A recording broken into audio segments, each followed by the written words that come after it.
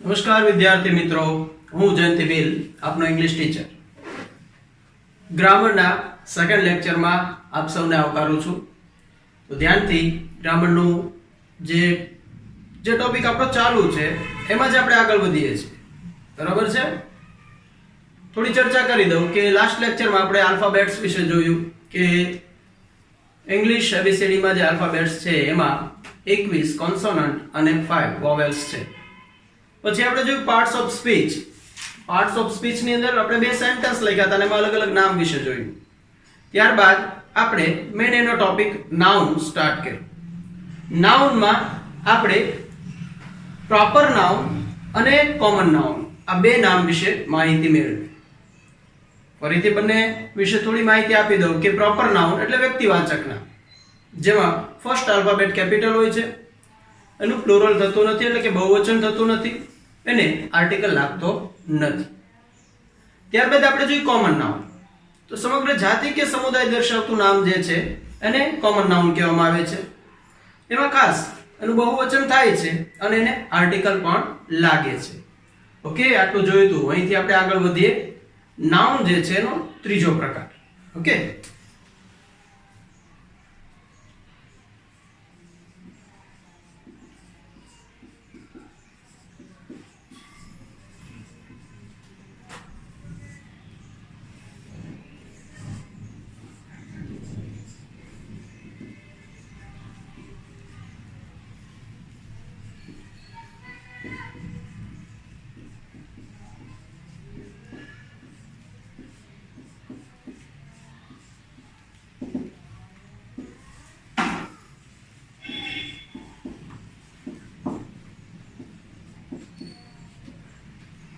Okay, ત્રીજું નામનું પ્રકાર છે એ છે મટીરીયલ નાઉન એટલે કે દ્રવ્યવાચક નામ. મટીરીયલ નાઉન એટલે કે દ્રવ્યવાચક નામ. શું આની વિશેષતા છે? આ નામ કઈ રીતના અલગ પડે છે તે બાબત જોઈએ. તો પહેલી બાબત,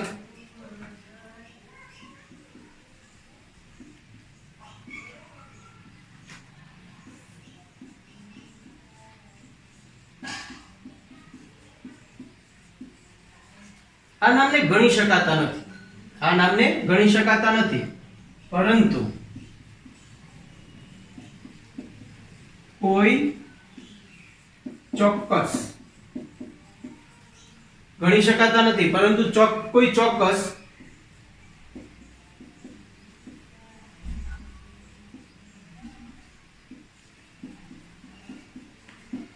એકમથી માપી શકાય છે. પહેલું લક્ષણ મટીરીયલ નાઉનનું આ છે કે મટીરીયલ નાઉન જે છે એને તમે ગણી શકતા નથી, એ કાઉન્ટેબલ નથી, પરંતુ એને જો તમારે મેઝરમેન્ટ કરવું છે તો કોઈ ચોક્કસ યુનિટ વાઇઝ એનું મેઝરમેન્ટ થશે, એટલે કે એને માપી શકાશે કોઈ એકમ દ્વારા. એવા નામને મટીરીયલ નાઉન કહેવાય. ઓકે, હવે ગણી નથી શકાતું એનો મતલબ એવો થયો કે બહુવચન ન કરી શકીએ આપણે.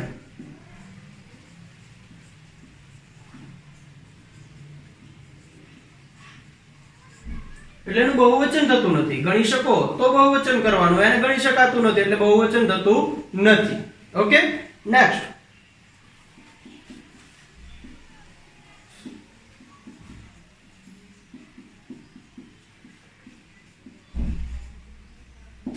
આર્ટિકલ લાગતા નથી.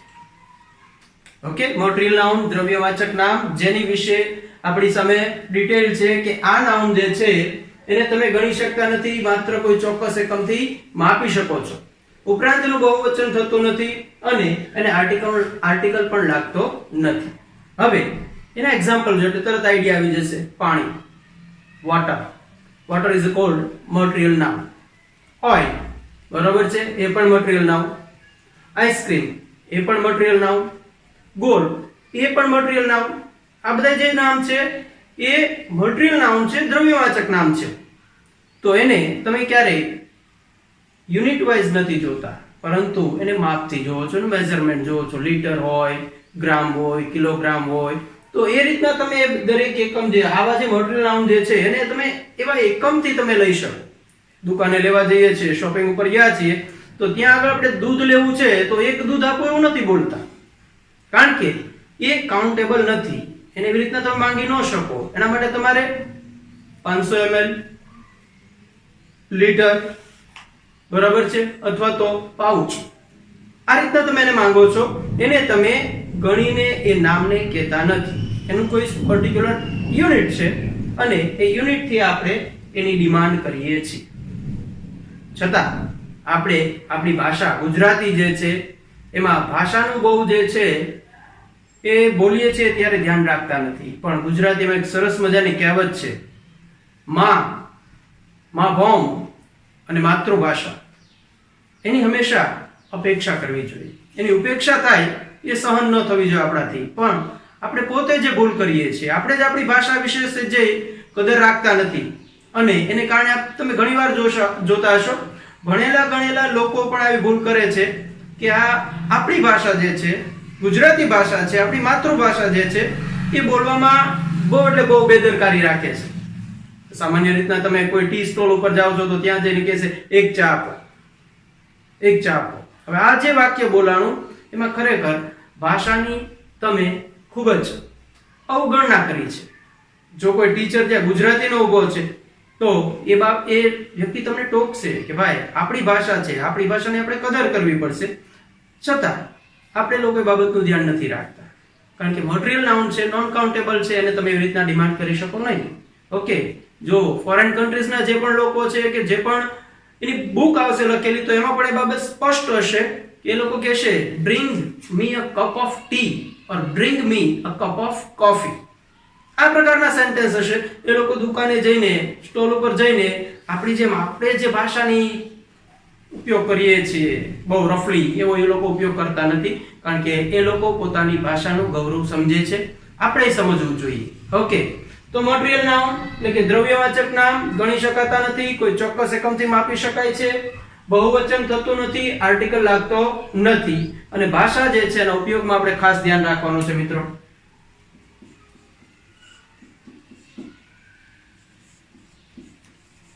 ઓઇલ, ગોલ્ડ,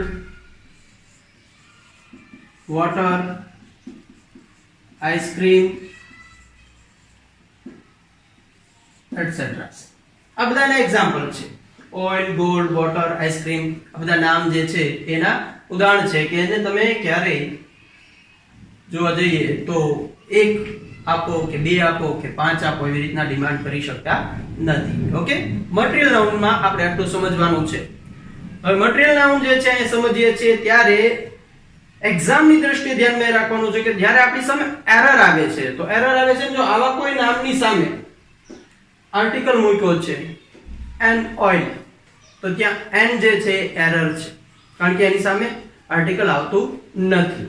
ઓકે, ગોલ્ડ છે, બરાબર છે, ધ ગોલ્ડ નિશ્ચિત નામ થઈ જાય પછી આવે, જો કે આર્ટિકલ વિશેના ટોપિકમાં વધારે ડિટેલમાં કવર કરશું, પણ ગોલ્ડની સામે ડાયરેક્ટ આર્ટિકલ આપણે મૂકતા નથી, એ એરર છે. એવી જ રીતના વોટર સામે પણ ન આવે અને એ જ રીતના આઈસ્ક્રીમ સામે પણ ન આવે.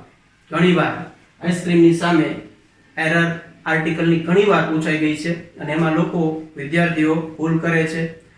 કોમ્પિટિટિવ એક્ઝામમાં ઇવન આ શબ્દ આવી ગયો છે, આઈસ્ક્રીમ શબ્દ હોય તો એની આગળ કયો આર્ટિકલ આવે, તો એ જે ઓપ્શન જે છે એમાં આર્ટિકલ નન આવે છે, પણ છતાં આઈસ્ક્રીમ જોઈ અને આપણે એન લગાડી દઈએ છીએ. ઓકે, તો એ પ્રકારની ભૂલ ન થાય. એરરમાં ખાસ ધ્યાન રાખવાનું છે. એરરમાં નાઉનનું મહત્વ ઘણું છે અને ઘણા બધા મટીરિયલ નાઉન તમારી સામે છે, બરાબર, તો એને જોવાના કે આ મટીરિયલ નાઉન છે. ઓકે, ચાલો હવે આની પછીના નાઉન ઉપર જઈએ.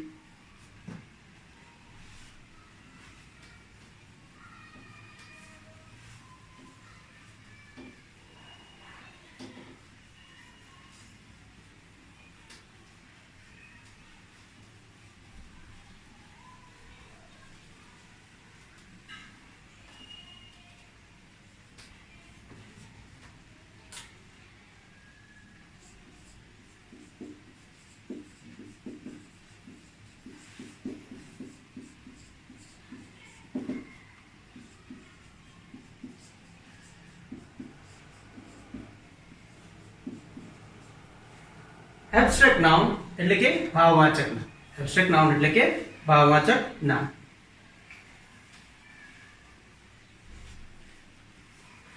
હવે આ નામમાં જોઈએ, ભાવવાચક નામથી તમે પરિચિત છો, બહુ પરિચિત છો, આ નામનો તમે ખૂબ જ ઉપયોગ કરો છો. એબ્સ્ટ્રેક્ટ નાઉન એટલે કે ભાવવાચક નામ. તમને ખ્યાલ જ નથી આ નાઉનનો તમે અત્યારે ભરપૂર ઉપયોગ કરો છો. ખ્યાલ છે કોઈને? હમણાં આપણે ક્લિયર કરીએ. એબ્સ્ટ્રેક્ટ નાઉન એટલે કે ભાવવાચક નામ. આ નામની ખાસિયત એ છે કે એને તમે જોઈ નથી શકતા. જોઈ શકતા નથી, માત્ર અનુભવી શકો, ફીલ કરી શકો. એવા નામ જે છે એને એબ્સ્ટ્રેક્ટ નાઉન કહેવાય. ઓકે, હવે સ્પષ્ટ કરી દઉં કે તમે આ નામનો ક્યાં ઉપયોગ કરો છો અત્યારે આજકાલ. બધા સામાન્ય રીતના WhatsApp નો ઉપયોગ કરો છો, Facebook નો ઉપયોગ કરો છો. આમાં જે તમે ઇમોજીસ જે મૂકો છો, સ્માઇલી, ડિસ્ગસ્ટ, એંગર, આ બધી બાબત જે તમે બતાવો છો એ એબ્સ્ટ્રેક્ટ નાઉન છે, એના પ્રતીક છે. તમને ખ્યાલ છે કે સ્માઇલ મૂકો છો તમે, બરાબર? એ શું બતાવે છે? પ્રસન્નતા બતાવે છે. એબ્સ્ટ્રેક્ટ નાઉન છે, જોઈ શકાતું નથી પણ અનુભવી શકાય છે.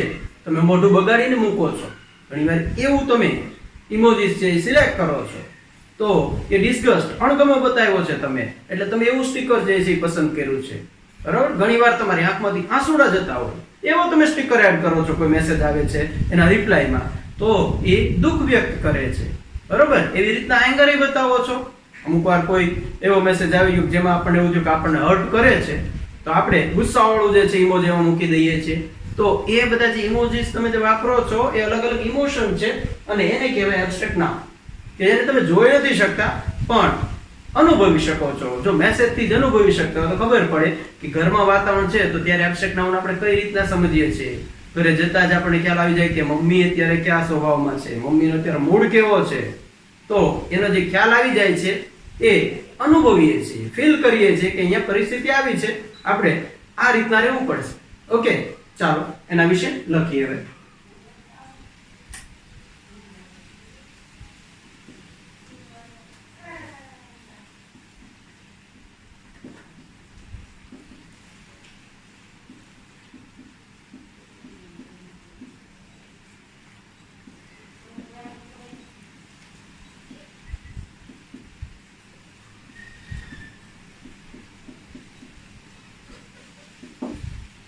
ઓકે, આ નામને જોઈ શકાતા નથી, માત્ર એને અનુભવી શકાય છે. ફીલ કરી શકો છો, જોઈ શકતા નથી, એનું સ્વરૂપ નથી.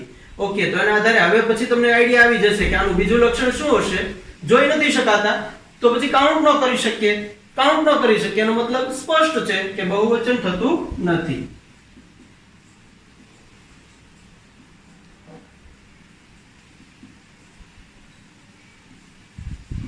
આ નામનું બહુવચન થતું નથી. ઓકે, તો બીજી બાબત પાછી ખ્યાલ આવી જાય કે બહુવચન થતું નથી, કાઉન્ટ કરી શકાતું નથી, એનો મતલબ એવું થયું કે આર્ટિકલ નો ઉપયોગ પણ એ નહીં થાય. ઓકે,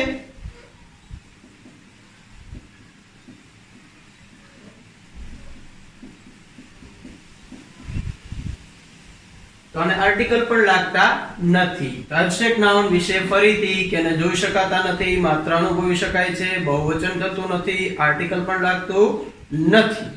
ઓકે, એક્ઝામ્પલ જોઈએ ના. લવ, એંગર, ઈગો,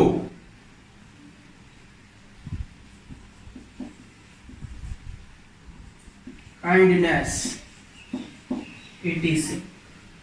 આ બધા જે છે એ એના એક્ઝામ્પલ છે, બરોબર છે, જે આપણે એનો અવારનવાર ઉપયોગ કરીએ જ છીએ પણ આપણને આઈડિયા નથી કે આ એબ્સ્ટ્રેક્ટ નાઉન છે. આપણી સામે તે એબ્સ્ટ્રેક્ટ નાઉન નું એક્ઝામ્પલ આપણે ભરપૂર ઉપયોગમાં લઈએ છીએ. રેડી? ઓકે, ફરીથી એબ્સ્ટ્રેક્ટ નાઉન તો કે જેને જોઈ શકાતું નથી, માત્ર અનુભવી શકાય છે, એનું બહુવચન થતું નથી અને આર્ટિકલ લાગતું નથી. For example love, ego, kindness, anger વગેરે વગેરે. રેડી? ઓકે, ચાલો નેક્સ્ટ નાઉન ઉપર હવે જઈએ.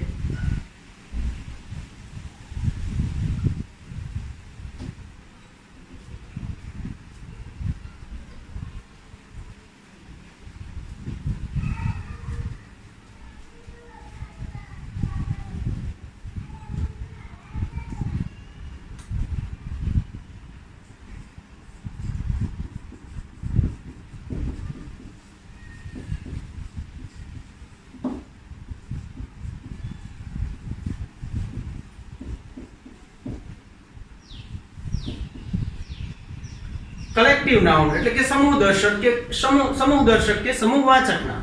કલેક્ટિવ નાઉન એટલે કે સમૂહદર્શક કે સમૂહ વાચકના. આ ખૂબ જ સૌ બધા નામોમાં સૌથી વધારે અગત્યનું આ છે. બરાબર છે. હવે જ્યારે 10મા ધોરણ સુધી કે 12મા ધોરણ સુધી આપણે પહોંચ્યા છીએ ત્યારે આપણી સામે ઘણા બધા કલેક્ટિવ નાઉન આવી ગયા છે.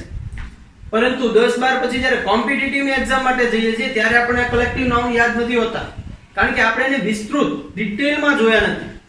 કલેક્ટિવ નાઉન કોને કહેવાય એ પહેલા સમજી લઈએ આપણે, પછી આપણે એના વિશે ડિટેલમાં ચર્ચા કરીએ. ઓકે.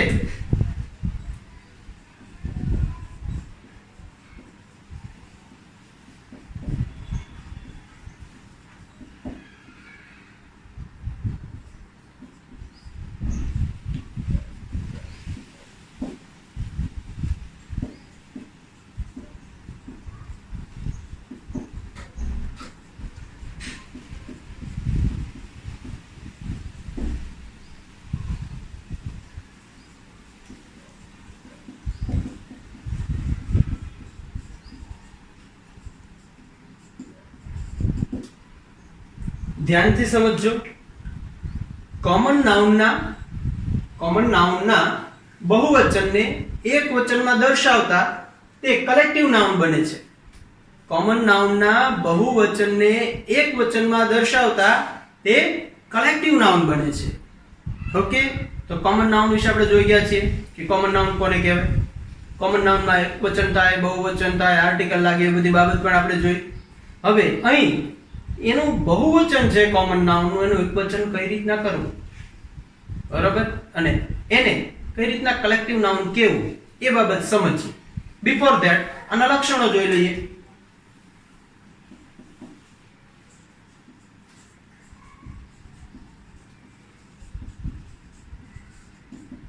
અને બહુવચન થાય છે.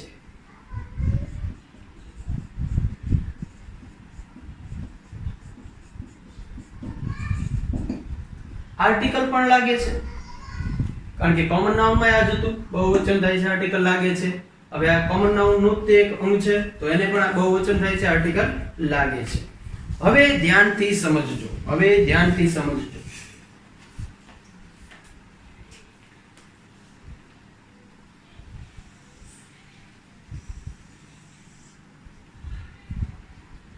કોમન નાઉનમાં આપણે એક એક્ઝામ્પલ લખ્યું, અ બોય લખ્યું. પછી આપણે એનું બહુવચન કર્યું, એટલે કે બહુવચન એનું થાય છે એટલે આપણે ત્યાં એક્ઝામ્પલમાં લખ્યું બોયઝ. હવે અહીંયા જ્યારે હું કલેક્ટિવ નાઉન કરું છું ત્યારે મારે શું કરવાનું છે, આનું જે બહુવચન છે એને એક વચનમાં ફેરવવાનું છે અને સમૂહમાં આવવું જોઈએ. એને જ્યારે સમૂહમાં બનાવીએ આપણે ત્યારે ઇટ્સ ટુ ઈઝી, એ કંઈક આવું બનશે.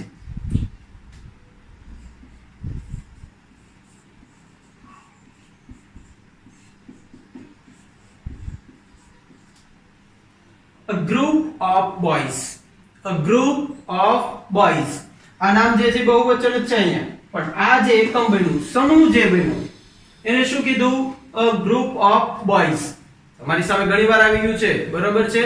તો આવા જે સમુદાય બનાવવાના છે, સમુદાય દર્શક જે નામ હોય એને કલેક્ટિવ નાઉન કહેવાય, a group of boys. Okay. બીજા એક્ઝામ્પલ ઉપર આપણે જઈએ.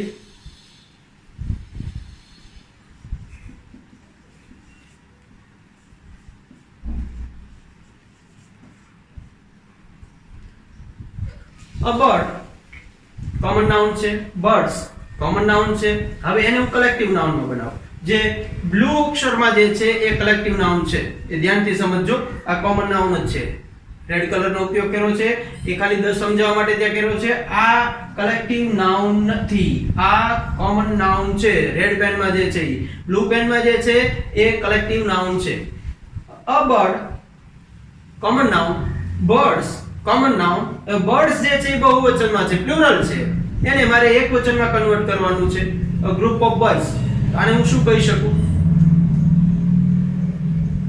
અચ્છા, a group of birds. No, you are wrong. બરાબર છે.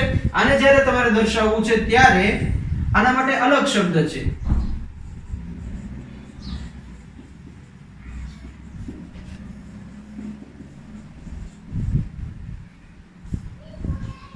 A flock of birds. છોકરાઓ સાથે છે તો એને ગ્રુપ કહીએ છીએ, બર્ડ સાથે છે ને ફ્લોક કહીશું. બરાબર છે, એની માટેનો કલેક્ટિવ નાઉન અલગ છે. આવા કલેક્ટિવ નાઉન છે અગણિત છે, ઘણા બધા છે. તમે ઘણા બધા જોઈને આવ્યા છો. સ્ટાન્ડર્ડ 9 માં તમારી સામે એક યુનિટ આવતું ચીતા સ્ટીયર, તો એમાં સરસ મજાનું સેન્ટેન્સ આવતું બીજા જ પેજ ઉપર. બરાબર છે, a herd of deer grazing in the green meadow. A herd of deer grazing in the green meadow. તો ત્યાં આગળ herd શબ્દ તમારી સામે આવ્યો. તો એ herd શબ્દ ત્યાં આવ્યો એ શું બતાવતું હતું? હરણનું ટોળું. તો હરણ તમારી સામે છે તો એની માટે તમારે herd શબ્દ વાપરવો પડે છે. જોઈએ આપણે અહીંયા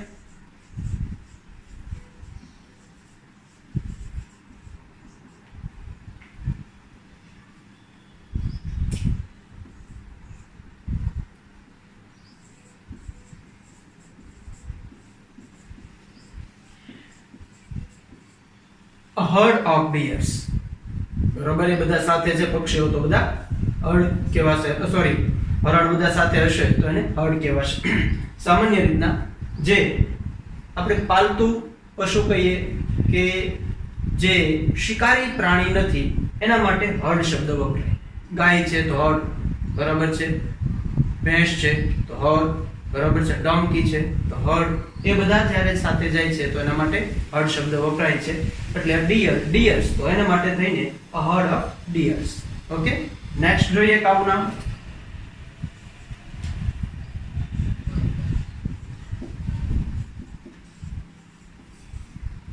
a lion, lions.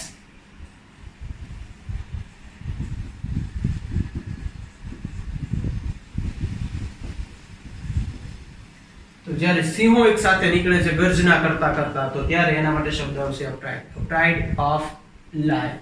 a pride of lion. તો આ કલેક્ટિવ નામ છે. લાસ્ટ એક્ઝામ્પલ સમજાવી દઉં, બાકી આવા નામ ઘણા બધા છે, તૈયાર કરવા ખૂબ જ જરૂરી છે. ઓકે,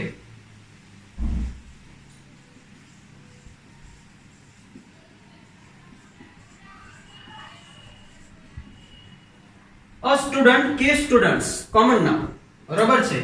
એનું જ્યારે આપણે કલેક્ટિવ નામ કરીએ તો a batch of students. a batch of students કહી શકીએ, અથવા તો બીજું એવું કહી શકીએ a class of students. આ રીતના કલેક્ટિવ નાઉન જે છે એ તૈયાર થતા હોય છે. કોમન નાઉન માંથી જ બનાવવાના હોય છે. કોમન નાઉન જે છે અલગ છે. કોમન નાઉન નું જ્યારે સમૂહ તમે દર્શાવો છો, આખો એ સમૂહને તમે દર્શાવો છો એટલે કલેક્ટિવ નાઉન થઈ ગયા. બીજી બાબત અહીં શું કીધું છે? બહુવચન થાય છે. તો અહીંયા a group of boys છે, એની જગ્યાએ હું એવું કહી શકું 10 group of boys. 10 group of boys, તો એનું બહુવચન થયું, બરાબર છે. એવી જ રીતના a pride of lion છે, એની જગ્યાએ હું 2 pride of lion એ કહી શકું, તો એનું બહુવચન પણ થાય છે. અને આર્ટિકલ તમારી સામે તમે જુઓ છો લગાડેલા છે. આ આર્ટિકલ એનો ઉપયોગ આપણે કરેલો છે. ઓકે, તો આ થયું કલેક્ટિવ નાઉન. અને આ સાથે આપણો જે નાઉન નો ટોપિક જે છે પૂરો થાય છે. ઓકે, વેરી ઇમ્પોર્ટન્ટ, ખૂબ જ જરૂરી છે આપણી માટે. કારણ કે જ્યારે નામની ખબર છે, નામ વિશે આપણે જાણીએ છીએ, તો પછી આગળના ટોપિક જે છે એમાં વધારે આપણને આઈડિયા આવશે. આપણે એક એક પાસું જે છે કવર કરવાનું છે. ઓકે, નામ જે છે એ સામાન્ય રીતના ભાષાની અંદર કર્તાનું સ્વરૂપ લે છે, એટલે કે સબ્જેક્ટિવ ફોર્મ છે. બરાબર, કોઈ પણ આમાં જ્યારે નામ લખીએ છીએ, boy, bird, deer, lion, student, boy, girl, XYZ કોઈ પણ નામ લઈએ છીએ તો એ કર્તાનું સ્વરૂપ ધારણ કરે છે. એક્ટિવ સેન્ટેન્સમાં એ સબ્જેક્ટ છે. એટલા માટે આને આપણે પહેલા જોયું છે. અને જ્યારે ટેન્સ ચાલુ કરશું ત્યારે પણ તમને પાછું યાદ અપાવીશ કે એનો રોલ શું છે ત્યાં. ઓકે, ચાલો હવે આપણે આ ટોપિકને અહીંયા પૂરો કરીએ છીએ. પણ હું પૂરો કરું છું, તમારે પૂરો કરવાનો નથી. તમારે એનું ઘણું બધું કામ કરવાનું છે. અને આવા ઘણા બધા એક્ઝામ્પલ જે છે એ તમારે ગોતવાના છે. તમારી ટેક્સ્ટ બુકમાં આવે છે તો નોંધવાના છે કે અચ્છા આ કલેક્ટિવ નાઉન લાગે છે. તો એ બધી બાબત છે ધ્યાનમાં રાખજો. ઓકે, હવે નેક્સ્ટ ટોપિક ઉપર આપણે જઈએ.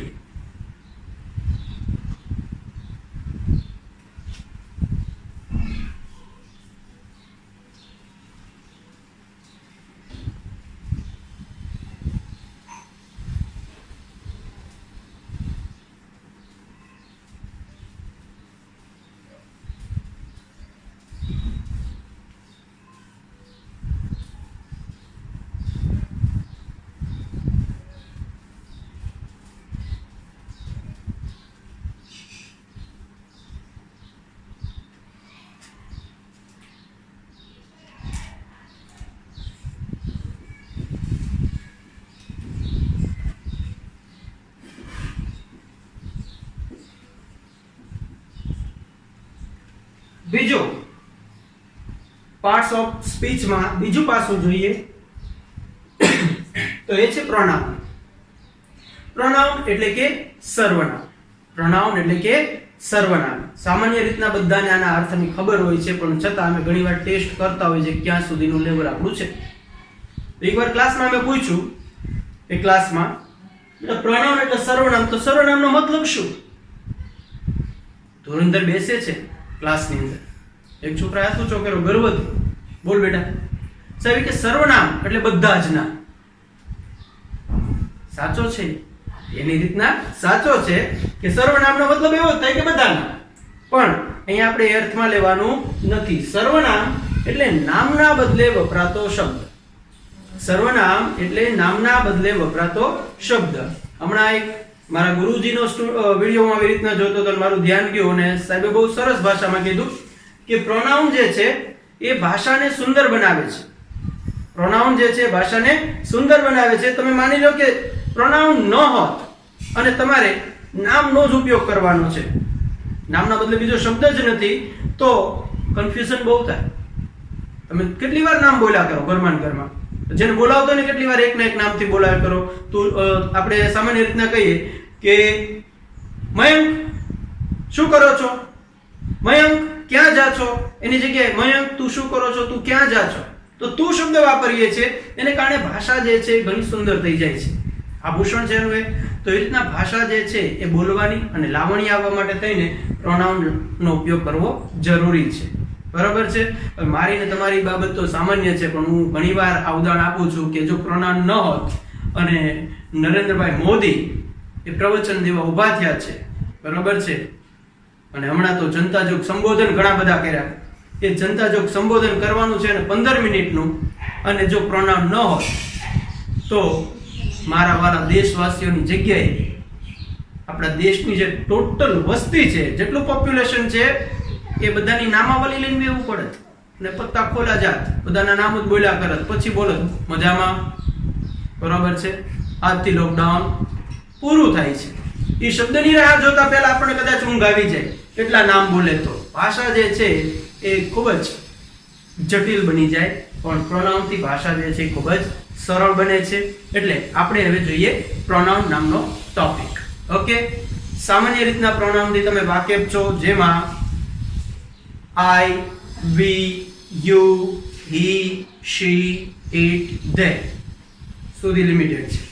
પણ અહીં એ ટોપિકને થોડો આપણે ડિટેલમાં જોવાનો છે, કારણ કે ટોપિકને જોવાનું એક રીઝન એ છે કે આ ટોપિક do as directed જે 4 માર્કનો ટોપિક છે, સ્ટાન્ડર્ડ 10 માં પણ અને સ્ટાન્ડર્ડ 12 માં પણ. બંનેમાં આ ટોપિક જે છે એ 4 માર્કનો છે. આ પ્રોનાઉનને તૈયાર કરવા જરૂરી છે, કારણ કે લાસ્ટ યર જે છે એ 10મામાં પ્રશ્ન ડુ એસ ડાયરેક્ટેડમાં પૂછ્યો, એ જેન્ડરનો પૂછી નાખ્યો. જેન્ડરનો પૂછી નાખ્યો એટલે કે જાતિ પરિવર્તન કરો, પુરુષવાચક નામ છે એમાંથી સ્ત્રીવાચક નામમાં લઈ જાઓ. તો એ બેઠે બેઠું આ પ્રોનાઉનનું ટેબલ જે આપણે જોવાના છીએ એની ઉપર જ ડિપેન્ડ છે. જો પ્રોનાઉનનું ટેબલ આવડે છે તો એ 2 માર્ક રોકડા આવે છે, ખાલી પ્રોનાઉનના ટેબલથી. એટલે આ નાનો પણ રાઈનો દાણો છે. ઓકે, બીજી બાબત, ડુ એસ ડાયરેક્ટેડમાં જેન્ડર ઉપરાંત બીજી બાબત આવે છે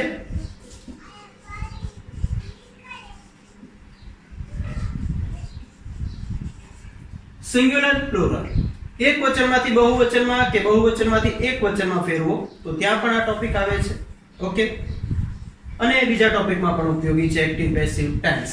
પણ આના વિશે ચર્ચા આપણે નેક્સ્ટ લેક્ચરમાં કરશું અને એ ટેબલ જે છે એ વ્યવસ્થિત યાદ રાખવા પ્રયત્ન કરીશું. Okay, good bye.